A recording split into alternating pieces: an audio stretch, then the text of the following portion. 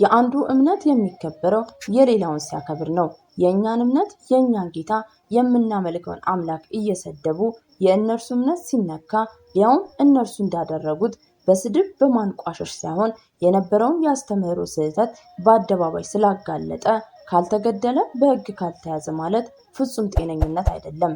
እኛ ሁላችንም ያለነው ኢትዮጵያ ውስጥ ነው። ኢትዮጵያ ደግሞ ሕገ መንግስታዊ ሀገር ናት። ይህንን መብታችሁንና ፍላጎታችሁን በኢስላም ሕግ በሚመሩ ሀገራት ላይ ሄዳችሁ ማከናወን ትችላላችሁ። እኛ ብቻ ስለሌላው እምነት እንደፈለግን እንናገራለን፣ እንሳደባለን። ሌላው ግን ስለኛ መናገር መተንፈስ ፈጽሞ አይችልም የሚለውን ሕጋችሁን እዛ ስፍራ ማክበር ማስከበር ትችላላችሁ።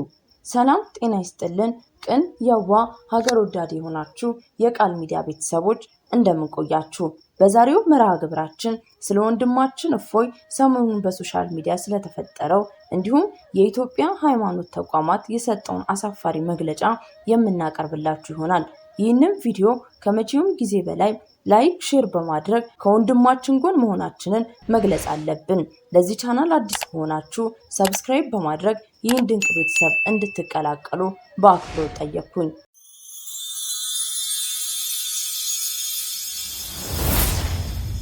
ከወንድማችን እፎይ ጋር በተያያዘ ዓለምን ያስገረሙ ነገሮችን ሰሞኑን በሶሻል ሚዲያ ሲዘዋወሩ ተመልክተናል።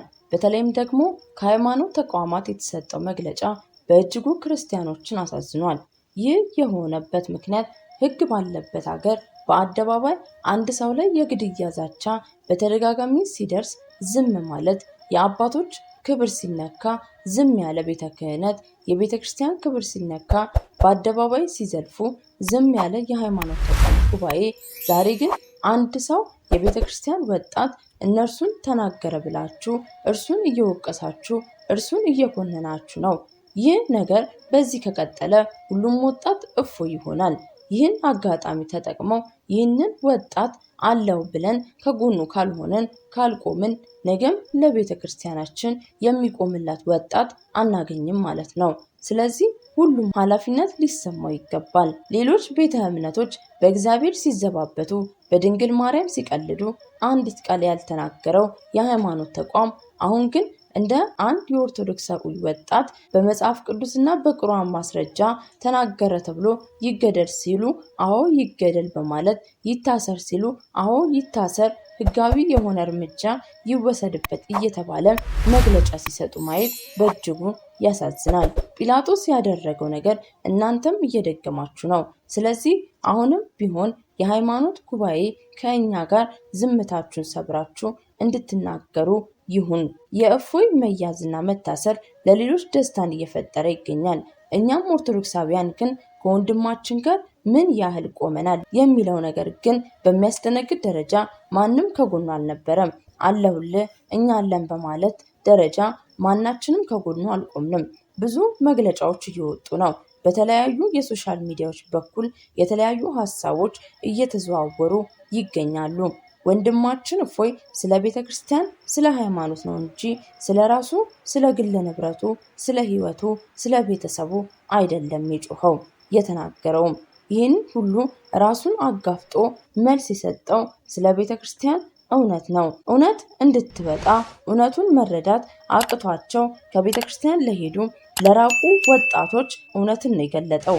ወንድማችን ስለ ቤተ ክርስቲያን የዚህን ያህል የሚሰቃይ የሚሰደድ ግፍ የሚደርስበት ከሆነ እኛስ ምን ያህል ከጎኑ ነን ብለን ተናግረን ይሆን? ሁላችንም ራሳችንን ብንመረምር በእጅጉ የሚያሳፍር ነገር ነው የሰራ ነው። እፎይ ወንድማችን እግዚአብሔር ባለበት እንዲጠብቀው የሁላችንም ጸሎት ነው። ከሁሉ በላይ ብፁዓን አበው ጳጳሳት፣ ጠቅላይ ቤተ ክህነት፣ የአዲስ አበባ ሀገረ ስብከት እባካችሁ አባቶቻችን ቢያንስ እንኳን ድምጻችሁን አሰሙን። የሌሎች ቤተ እምነቶች በጉዳዩ ላይ በቂ መግለጫን ሰጥተው ተሰምቷል። የእኛስ አባቶች መቼ ይሁን መግለጫ የምትሰጡት? የአዲስ አበባ ሀገረ ስብከት እኛ ከእናንተ ጋር ነን ነገሩን በሕግ እንጨርሳለን ብላችሁ ምታጽናኑንስ መቼ ይሁን? የአንዱ እምነት የሚከበረው የሌላውን ሲያከብር ነው። የእኛ እምነት የእኛን ጌታ የምናመልከውን አምላክ እየሰደቡ የእነርሱ አምላክ ሲነካ ሊያውም እነርሱ እንዳደረጉት በስድብ በማንቋሸሽ ሳይሆን የነበረውን የአስተምህሮ ስህተት በአደባባይ ስላጋለጠ ካልተገደለ በሕግ ካልተያዘ ማለት ፍጹም ጤነኝነት አይደለም። እኛ ሁላችንም ያለነው ኢትዮጵያ ውስጥ ነው። ኢትዮጵያ ደግሞ ሕገ መንግስታዊ ሀገር ናት። ይህንን መብታችሁንና ፍላጎታችሁን በኢስላም ሕግ በሚመሩ ሀገራት ላይ ሄዳችሁ ይህንን ፍላጎታችሁን መፈጸም ትችላላችሁ። እኛ ብቻ ስለሌላው እምነት እንደፈለግን እንናገራለን፣ እንሳደባለን። ሌላው ግን ስለ እኛ መናገር መተንፈስ ፈጽሞ አይችልም የሚለውን ሕጋችሁን እዛ ስፍራ ማክበር ማስከበር ትችላላችሁ። በሰፈራችሁት መስፈሪያ መሰፈራችሁ ስለማይቀር ለሌሎች እምነቶች ያላችሁን አመለካከት አስተካክሉ። የኢትዮጵያ የሃይማኖት ተቋም ጉዳይ መግለጫ ስንመለከት አንዳንድ ሙስሊም ነን የሚሉ ሰዎች ተደፈርን በሚል ስሜት የክርስትናን አስተምህሮ ለስም አጠራሩ ክብር ይግባውና የጌታችን የመድኃኒታችን የኢየሱስ ክርስቶስን ክብር የሚያጠለሽ መላውን ክርስቲያን በሚያዋርድ መልኩ ምላሽ ሲሰጡ እናም ድርጊቱን በፈጸመው ግለሰብ በተለይ አንዳንድ የኦርቶዶክስ ነን ክርስቲያን አማኝ ነን የሚሉ ግለሰቦች የእስልምና ሃይማኖት ነብይ በሆኑት በነብዩ መሐመድ ላይ ድፍረት የተሞላው ክርክር ክብርን በሚነካ ንግግር ሲያደርጉ ታይቷል። ይህም ሙስሊሙን ወገን ብቻ ሳይሆን ሰላም ወዳዱን መላው የሀገራችንን ወገን ሁሉ አሳዝኗል። ጉባኤያችን ይህንን አይነቱን ስነ ምግባራዊ ህገ ወጥ ተግባር የየትኛውንም የሃይማኖት ተቋም የማይወክል ይልቁንም የሚወገዝ ተግባር መሆኑን ለመግለጽ እንወዳለን። ከዚህ ጋር በተያያዘ አንዳንድ የኦርቶዶክስ አማኝ ነኝ የሚሉ ወገኖች ወንድሞች እና እህቶች የግለሰቡን ህገወጥ ተግባር ተቋማዊ ለማድረግ የሚያደርጉትን እንቅስቃሴ እንዲያጤኑትና ግለሰቡን ከተቋሙ እንዲለዩ እንመክራለን በማለት መግለጫውን ሰጥቷል። ይህም በእጅጉ ክርስቲያኑን ያስቆጣ ተግባር ነበረ።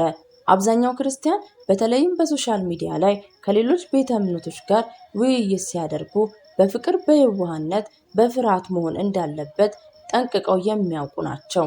ድንገት ስሜታዊ ሆነ ቢወጡ እንኳን ቃሉ ይመልሳቸዋል። ቅዱስ ጴጥሮስ በመጀመሪያው መልእክቱ ምዕራፍ 3 ከቁጥር 15 ላይ የተናገረው ቃል ዳሩ ግን ጌታ እርሱም ክርስቶስን በልባችሁ ቀድሱት፣ በእናንተ ስላለው ተስፋ የሚጠይቋችሁን ሁሉ ለመመለስ ዘውትር የተዘጋጃችሁ ሁኑ፣ ነገር ግን በየዋህነትና በፍርሃት ይሁን ይላል። እግዚአብሔርን በመፍራት ዝቅ በማለት በዚህ ሁሉ ውስጥ ነፍሳትን ለመማረክ ይረዳልና። ይህ እንዳለ ሆኖ ታላላቅ የሙስሊም ኡስታዞች አምላካችንን እንዴት ሲያንቋሽሿት እንደነበረ ሚዲያ ላይ ይፋ የወጣ ነገር ነው። እምነትን እንዳይነካ የሰውን አትንካ፣ አምላክን እንዳይሰደብ የሰውን አምላክ አትስደብ።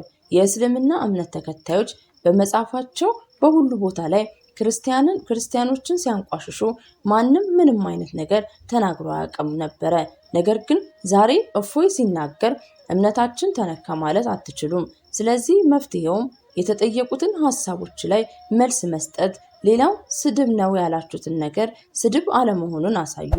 የመጨረሻው መፍትሄ ደግሞ በየቤቱ ቁጭ ብለው የሚሳደቡ ትላልቅ ኡስታዞችን ትልቅነታቸውን ተረድተው ስርዓት እንዲይዙ አድርጓቸው።